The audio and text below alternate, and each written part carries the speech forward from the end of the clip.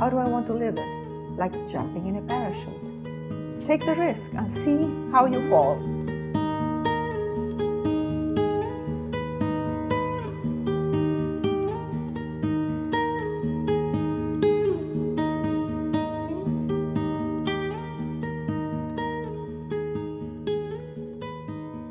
You are a desired author, so what interested you to meet your German readers this time? I thought that this book, The Japanese Lover, would hit a chord in many people. I think that Germans are very sentimental and romantic. You invented romanticism. So I thought that this book might really be well taken by German readers. You dedicate the book to your parents, Panchita and Ramon, two wise elderly people. In which manner are they wise? You know, my parents have lived very long lives. My stepfather is almost 100 years old, my mother 95. And they have traveled the world. They have gone through a lot together. Mm-hmm. And they have experienced love and falling out of love. And many, many themes that are in the book: separation, death, aging, and also family and life and love. And I think that in that sense, they are my role models. Mm-hmm. My mother teaches me every day. She writes to me every single day. Mm-hmm. At 95, she emails. There's always something to learn with my mother. So I think she's very wise. Mm-hmm. So, excuse me, but that doesn't mean that they are wise because they are old. Because many people get to be old and they're just more of what they always were. I mean, if you were a miserable human being, you will still be a miserable human being at your old age. Mm. You have to prepare for old age. You have to grow. You have to become wise. You need to work on it. Yeah, and how can one become wise? Because you said an important word. They learn. They still learn. You still learn. You are open to the world. And you take the best out of every experience. In my case, I feel that if I ever get wiser in my life, it's because I'm open to everything, to the good and the bad. I'm not scared. I'm not scared of taking risks, of plunging into the force of life. Mm-hmm. And that is how you learn. Mm-hmm. It's very interesting what you are saying, because obviously you are still seeking challenges.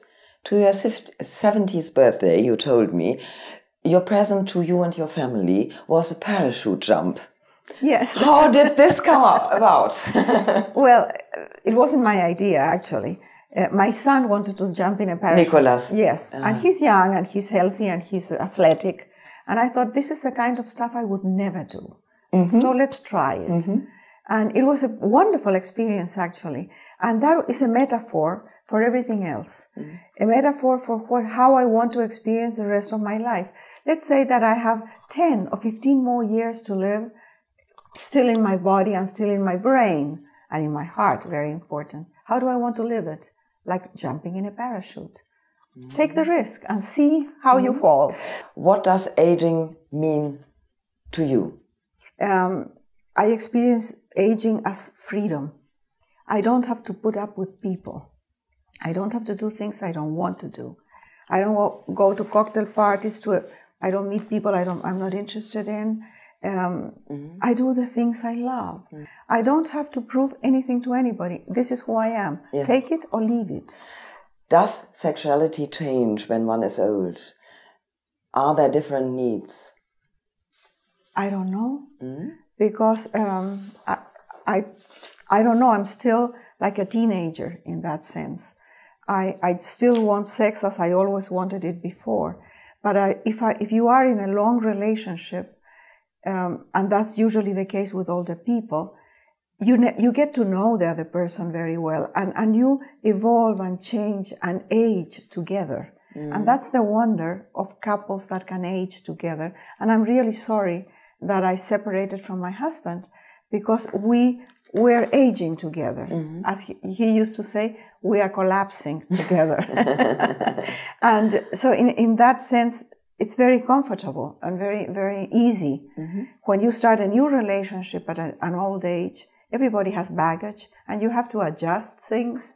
So we don't know how it will work, but it's probably very different. And I see, and this is interesting, older women that get together with other women. So they find friendship or sometimes love with other women in ways that are impossible to get with men. So unfortunately, I am heterosexual. It's very unfortunate. So would you like to meet a man? Of course. Yes. What do you expect? How do you imagine? Someone who is very kind to me, yes. Who thinks that I'm beautiful and tells me that I'm beautiful. You are beautiful.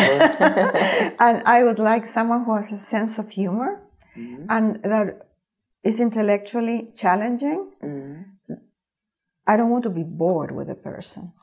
And someone who is self-sufficient, that doesn't expect me to make life for him. Because that's what I can offer. That is exactly what I can offer. So that's what I want. So, of course, you would like to have a sexual... but first of all, I mean, the first condition, he has to be good in bed. Okay. Yeah, of course. So Alma, the main character of your new novel, is a strong woman, like all women in your stories, in your novels. You yourself are a strong, independent woman. Was this always the case? For me? Yes. I was very young. I was a child. And I was very rebellious, I was a challenging child. And... I grew up in the house of my grandfather with my uncles, my brothers, my grandfather, all males, and my mother. My mother, who was a very young woman with 3 children, no money, no husband, living under the roof of her father, receiving some allowance from her father, who paid the bills. But she never had any money, and she never had any power, any freedom. Because she was a woman, she couldn't even date with all the eyes looking at her, So I realized very young that my mother was a victim. And the males in the family were very privileged. I didn't want to be like my mother. I wanted to be like the males. You have founded a foundation, the Isabel Allende Foundation. And with your money, you help women to get independent. Well, we live in a patriarchy. So the world is organized around male values. We already know that empowering women can change the society and can change the world. However, not enough is done in that sense. So that's why my foundation, the mission of my foundation is empowerment of women and girls. Yes. Because if we educate women, if we give them resources so that they can work and make a living, then you have women who are freer, and who will raise their children in a different way. They will educate their children and they will feed their children differently.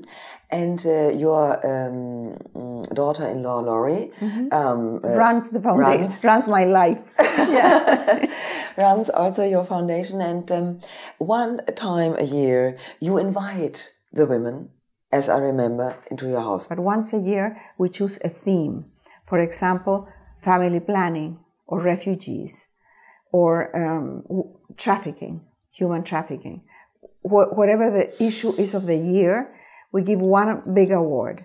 And then we give it to an organization that is working in that sense, and we invite them to my house. And it's usually very emotional, really emotional. Last year, it was about trafficking.